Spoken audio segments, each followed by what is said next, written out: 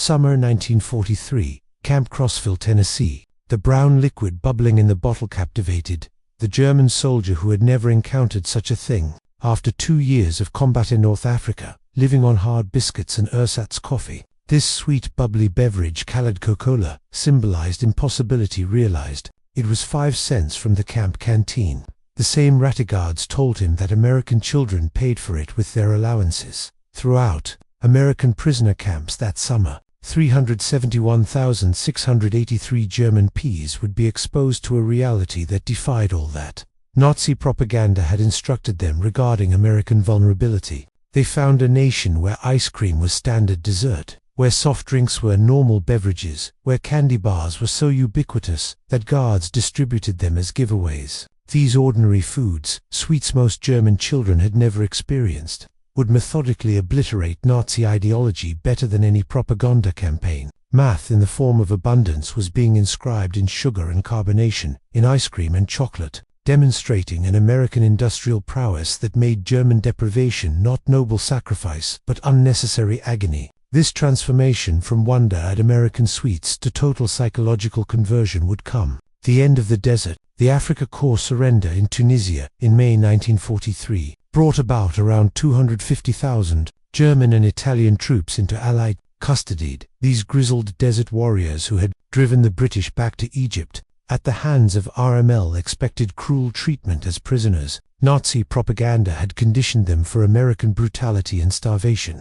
In their place, however, they found American Cretians within hours of surrender. These field rations, which American troops grumbled about regularly, held treasures, crackers, processed cheese, candy, fruit bars, instant coffee, sugar tablets, and cigarettes. German soldiers who survived on meager rations for months indulged in this emergency rations as feasts. Military history documents indicate, in the North African processing camps, that pancakes with syrup, eggs, and milk were served by the U.S. Army, foods which had disappeared from German military rations years before. The deliberate feeding of hostile enemies with superior nutrition started right away, although its psychological effect would not be realized until later. A German officer later testified to the International Red Cross, "We expected to be starved as prisoners. Instead, the Americans fed us better than our own army had." This confusion about American resources began our education. The Liberty ship scaring PWS across the Atlantic in summer 1943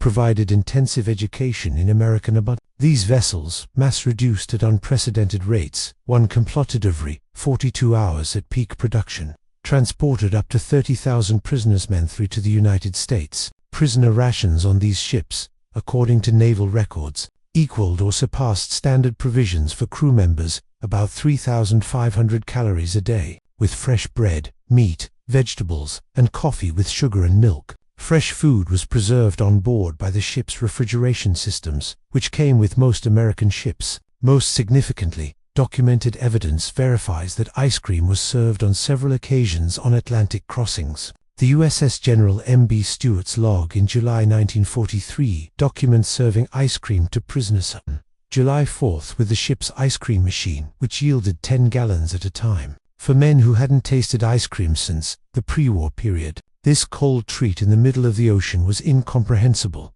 When ships visited ports such as Norfolk and Newport News, Germans found themselves in an America proclaimed impossible by Nazi propaganda. The Norfolk Naval Base, occupying 4,300 acres with massive waterfront facilities, processed more cargo in a day than large German ports processed in a week. At the portrayed stores for dock workers, prisoners saw shelves filled with candy bars from large manufacturers such as Hershey, Mars, and Nestle. Military procurement records for 1943 indicate these sea exchanges stocked dozens of candy varieties, selling them at standard prices, 5 cents for most candy bars, feesome price charged across America. The journey inland by train provided for, unlike the cattle cars used for transport in Europe, German SWATs traveled in passenger coaches. The dining cars served full meals. Documented menus from July 1943 show fried chicken, vegetables, pie. Pease discovered this wasn't special treatment, but standard American rail service.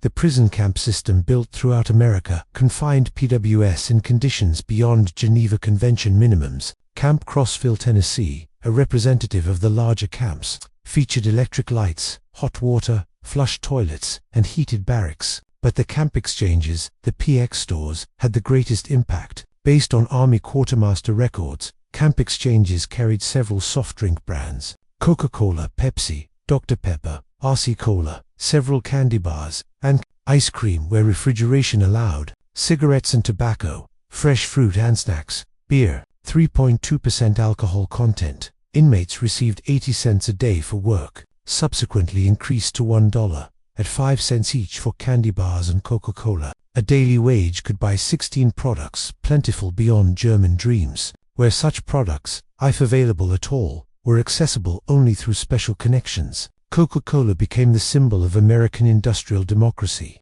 Wartime production by the Coca-Cola Company reached unprecedented heights. The records of the company reveal 5 billion bottles made during 1943 alone. The military contract ensured 5-cent Coca-Cola for American troops throughout the globe, a commitment that demanded unprecedented logistics. German prisoners learned that this soft drink, new to most before capture, was everywhere in America. Regular deliveries were made to every camp. Work details saw vending machines and coolers in every place. Gas stations, factories, schools. Americans of every age and class drank it informally, throwing away half-full bottles without a second thought. The standardization, technically oriented prisoners, Coca-Cola tasted the same whether one drank it in Maine or Texas, an achievement in quality control surpassing anything German industry had done. The syrup concentrate made in Atlanta and shipped to bottling plants throughout the country exemplified industrial coordination, Thatcherland Nazi stereotypes about American disorder.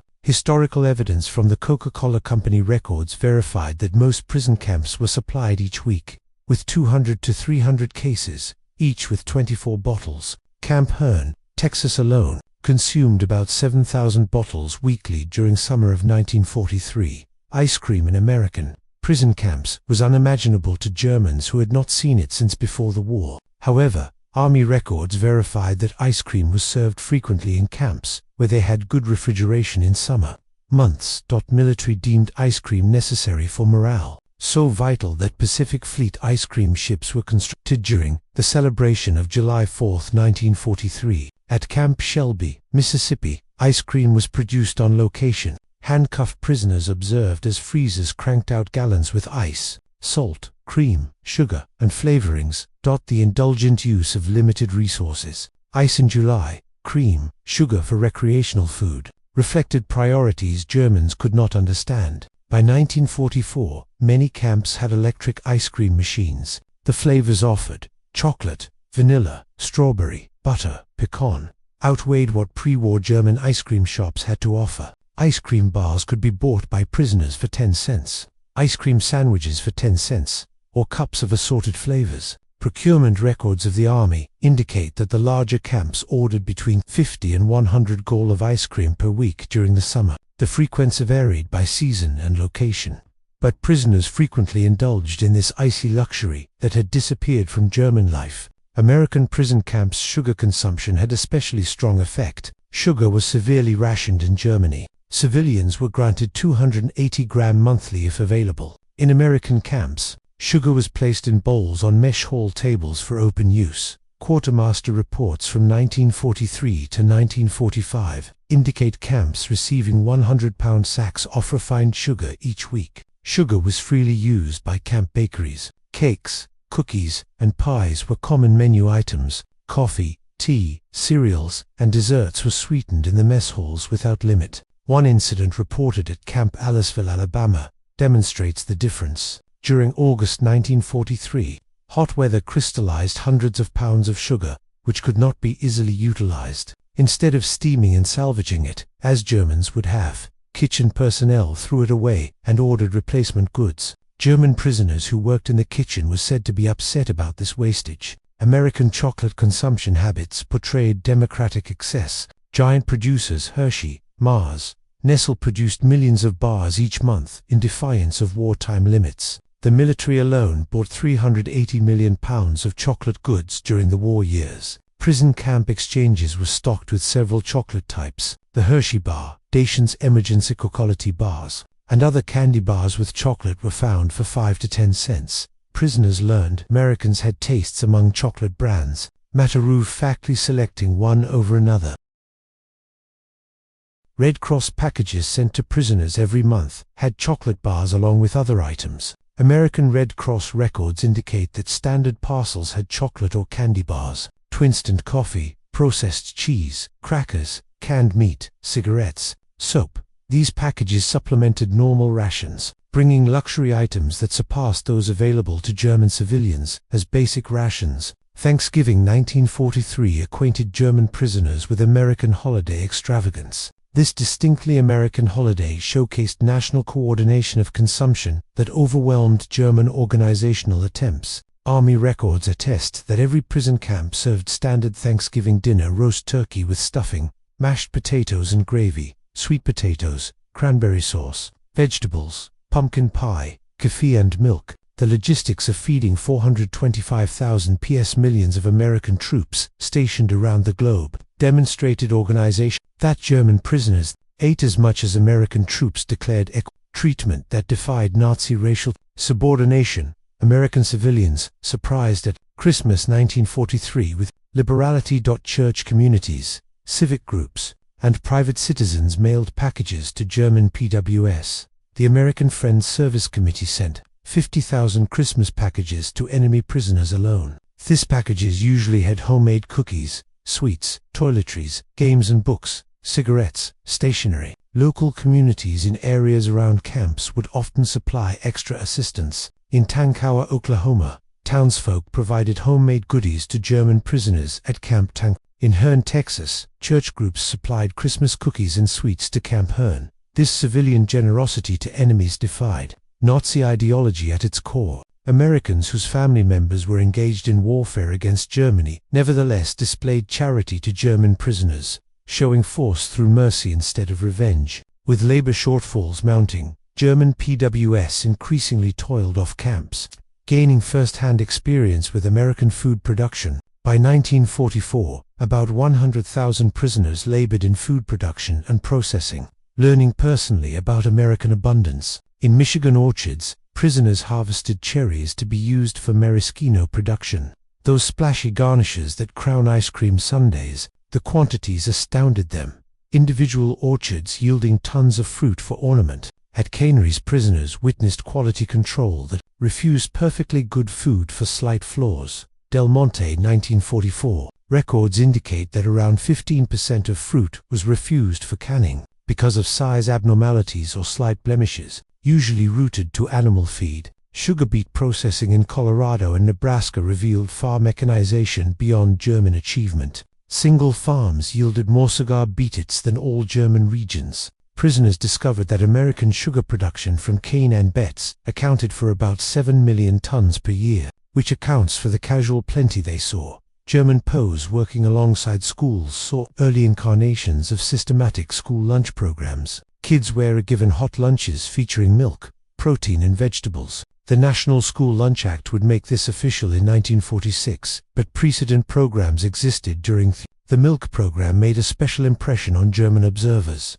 A lot of schools supplied fresh milk to school children every day. Organizational capability that delivered daily to thousands of schools was impossible in Germany to mobilize for military equipment. Ice cream was sold for extra purchase in some school cafeterias. The idea that school children purchased frozen treats in school while German kids went hungry had a searing effect on prisoner witnesses. When minimum security prisoners dined at American diners under guard, they were exposed to democratic plenty. These small restaurants presented menus that would have graced upscale German restaurants open to everyone who had limited resources. Recorded prices in 1944 indicate hamburger 25, Coca-Cola 5, pie slice 15 cents, ice cream sundae 25, full dinner special 65 to 75. The democratic nature of service, anyone called it or anything, was a contradiction to German social stratification. A factory worker and bank president ate same meals at neighboring counter stools by the same waitress for the same amount.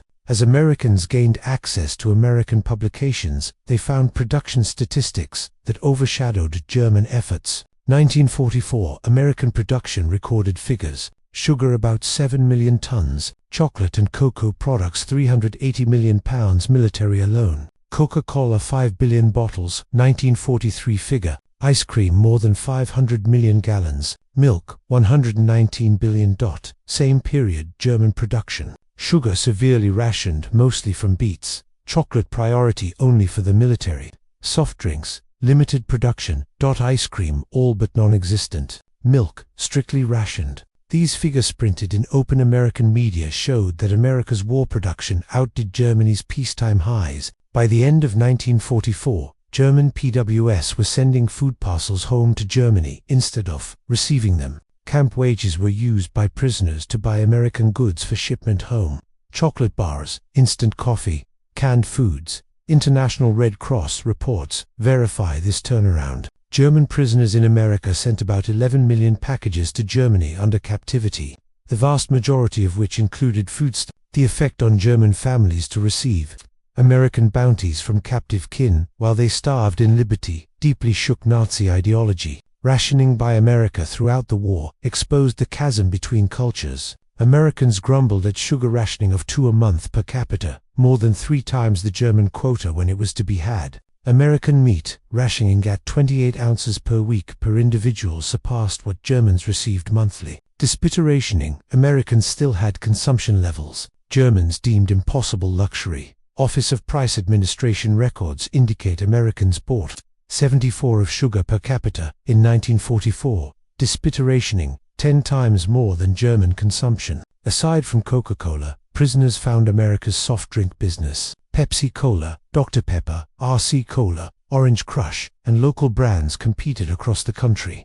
The variety itself, several companies making identical products, showed market plenty impossible under German-dominated economy. Bottling factories were found in each of the major cities. The equipment, carbonation, bottling, capping, labeling was standardized and effective. Individual factories produced millions of bottles per year. Distribution network found its way to each small town, filling station, and grocery store. American soft drink manufacture had reached billions of bottles per year by war's end. Dozens of bottles per American citizen annually. The total output of this single industry surpassed entire German sectors of consumer production. Spring 1945 delivered the coup de grace, when American troops pushed through Germany. German PS in America saw newsreels of G is giving chocolate and gum to German children. The smiles on these children's faces at the reception of American candy their own government could not deliver finished the ideological destruction.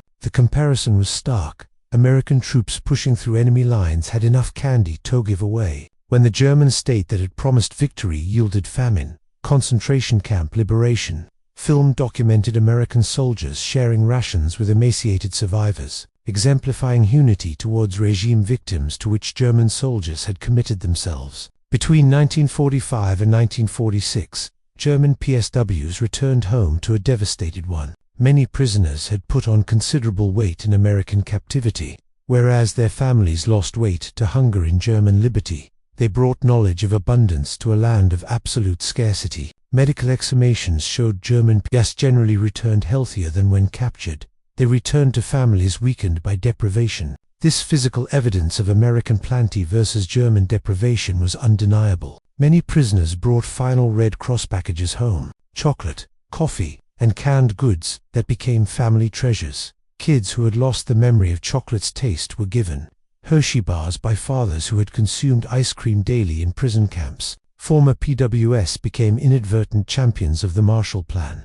They had seen American plenty that was not zero-sum, prosperity through production and not conquest. Their words that Americans could afford to rebuild enemies made German acceptance of American aid more likely. These men knew that American power was based on productive capability. They had witnessed a society affluent enough to squander food amidst a worldwide war. This thought model, creation not conquest, characterized West Germany's economic strategy. The 1950s German economic miracle owed some of its construction to knowledge acquired in American POW camps. Ex-POWs who had observed American production techniques, distribution networks, and consumption plenty utilized those lessons in rebuilding Germany. They had discovered that mass production could keep luxuries within reach. Standardization facilitated quality and efficiency. Plenitude of consumers brought political stability. Industrial democracy was capable of outproducing authoritarian control. All these lessons derived from Coca-Cola and ice cream molded a generation of German business and political leaders.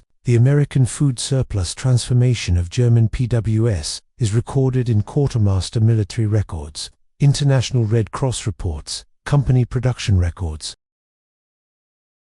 especially Coca-Cola archives, PW correspondence, censored but maintained, post-war interviews and memoirs, scholarly studies, especially Arnold Kramer's extensive research. Arnold Kramer, the most prominent historian of German PSWs in America, concluded that abundance of food was the core of ideological change. His study reaffirmed that carefree American abundance did what formal re-education failed to accomplish: destruction of Nazi myths of superiority. The statistical overview: the figures tell an unbeatable tale. Pea consumption averaged 1943 to 1946, daily calories 3,300 to 3,600, sugar for monthly accessible, meat 32 ounces weekly, milk 1 quart available daily, ice cream available on a daily basis in summer, soft drinks unlimited at 5 cents each, German civilian ration, same time, daily calories 1,200 to 1,500, sugar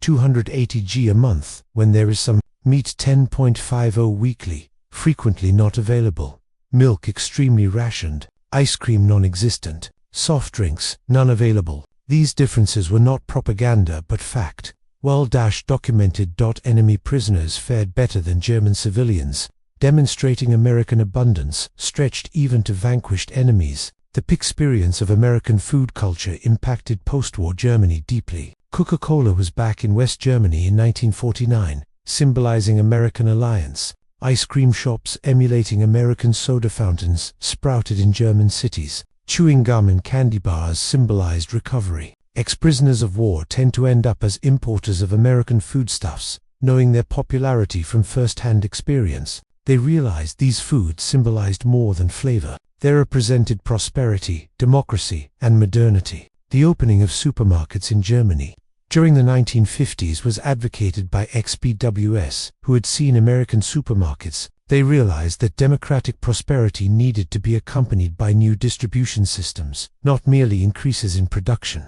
In some post-war interviews and memoirs, German PSWs always cited abundance in food as revolutionary. One ex-Africa Corps officer declared in a 1975 interview, "We expected to defeat a weak, divided America. Instead, we discovered a country that could provide ice cream to the enemy. That's when we realized we had lost not just a war, we had lost our whole way of thinking." Another veteran was interviewed for a documentary in 1985 and remembered, "My first Coca-Cola was like drinking the future. It was sweet, fizzing, completely unnecessary, and available to anyone for a nickel. That drink contained everything Nazi Germany wasn't: abundant, democratic, joyful." These accounts gathered over decades attest to the fact that American food surfeit did what military failure alone could not: total ideological realignment. The soldiers who came as Nazi fighters departed as witnesses to democratic prosperity. Historians acknowledge the German P experience in America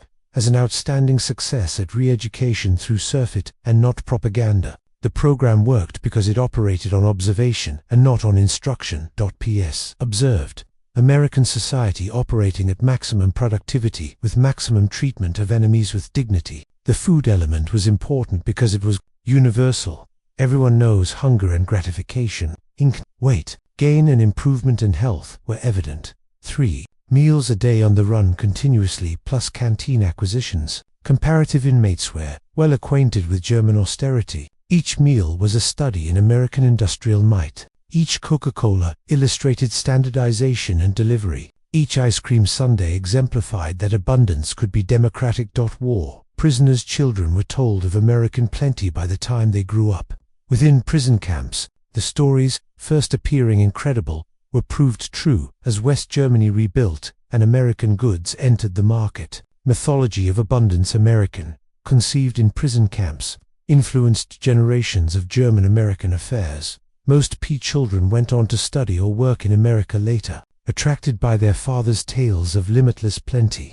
They found the experience equaled the legend. Grocery stores filled with variety, Sunday soda fountains, candy aisles, with dozens of options. This multi-generational effect spilled over into West German business life learned about consumer abundance, standardization of quality, and democratic markets. The economic miracle wasn't merely about production, but about making abundance for ordinary people possible. Today, McDonald's has more than 1,400 restaurants in Germany. Coca-Cola is everywhere. Ice cream is run monoculture. The shift from scarcity to abundance, begun in American prison camps, is finished. But the historical lesson is still potent. Ideological change by plenty, not by scarcity. Generosity, not brutality. Demonstration, not propaganda. The German PS wowing to comprehend ice cream and Coca-Cola in American prison camps saw democracy's greatest weapon, the capacity to produce such plenty that it could be carelessly shared with foes. The tale of German PS and American plenty of food symbolizes history's most strange triumph. A war won on the basis of generosity, an ideology overturned by ice cream, a world-view shattered by soft drinks. These men were changed not by penalty, but by abundance. They went in under the conviction of German superiority and American vulnerability. They came out learning that American strength was founded on productive ability, so great that it could squander resources without loss. The society that could provide a Coca-Cola to inmates for 5 cents had power greater than military strength. The Sunday ice cream with its tiers of excess ice cream, syrup, whipped cream, nuts, cherry, symbolized American excess. Each alone surpassed German aspiration. Together, they symbolized impossible luxury, normalized. That enemies could have seconds, while German children starved documented the extent of Nazi failure. Former PS frequently remembered moments of epiphany. The first Coca-Cola's fizz, first spoonful of ice cream, first bite of a Hershey bar. These sensory memoria scommed, more strength than any argument. They had tasted democracy, and it was sweet. The change was compulsive and irreversible. Men who had marched for the Third Reich came back as apostles of, with the revolutionary message that prosperity came from freedom, not conquest.